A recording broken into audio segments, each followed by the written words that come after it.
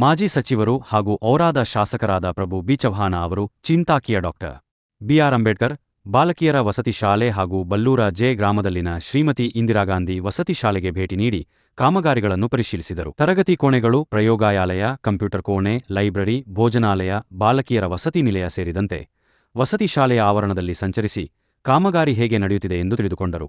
ನಮ್ಮ ಭಾಗದ ಬಡ ಮಕ್ಕಳಿಗೆ ಉಚಿತ ಮತ್ತು ಗುಣಮಟ್ಟದ ಶಿಕ್ಷಣ ಕಲ್ಪಿಸಬೇಕೆಂಬ ಉದ್ದೇಶದಿಂದ ಹಿಂದೆ ನಾನು ಸಚಿವನಾಗಿದ್ದಾಗ ಸಾಕಷ್ಟು ಪ್ರಯತ್ನಪಟ್ಟು ವಸತಿ ಶಾಲೆಗಳನ್ನು ಮಂಜೂರು ಮಾಡಿಸಿ ಅವಶ್ಯಕ ಅನುದಾನ ತಂದು ಕೆಲಸ ಆರಂಭಿಸಿದ್ದೇನೆ ಎಂದು ಹೇಳಿದರು.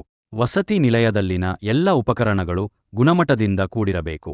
ಈ ವಿಷಯದಲ್ಲಿ ಲೋಪವಾದರೆ ನಾನು ಸಹಿಸುವುದಿಲ್ಲವೆಂದು ಎಚ್ಚರಿಕೆ ನೀಡಿದರು. ಕಾಮಗಾರಿಗೆ ಚಾಲನೆ ನೀಡಿ ಬಹಳಷ್ಟು ದಿನಗಳಾಗಿವೆ.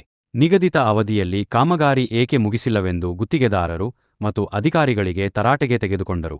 ಅಂದಾಜು ಪಟ್ಟಿಯಲ್ಲಿರುವಂತೆ ಎಲ್ಲ ಕೆಲಸಗಳು ಪೂರ್ಣಗೊಳಿಸಬೇಕು. ಅಧಿಕಾರಿಗಳು ಕಾಲಕಾಲಕ್ಕೆ ಕಾಮಗಾರಿ ಸ್ಥಳಕ್ಕೆ ಖುದ್ದಾಗಿ ಭೇಟಿ ನೀಡಿ ಪರಿಶೀಲಿಸಬೇಕು. ಏನಾದರೂ ಲೋಪಗಳು ಕಾಣಿಸಿದರೆ ತಕ್ಷಣ ಸರಿಪಡಿಸಬೇಕು. ಇಲ್ಲವಾದರೆ ಗುತ್ತಿಗೆದಾರರನ್ನು ಕಪ್ಪುಪಟ್ಟಿಗೆ ಸೇರಿಸಿ ಅಧಿಕಾರಿಗಳ ವಿರುದ್ಧವೂ ಕಠಿಣ ಕ್ರಮ ವಹಿಸಬೇಕಾಗುತ್ತದೆ ಎಂದು ಎಚ್ಚರಿಸಿದರು.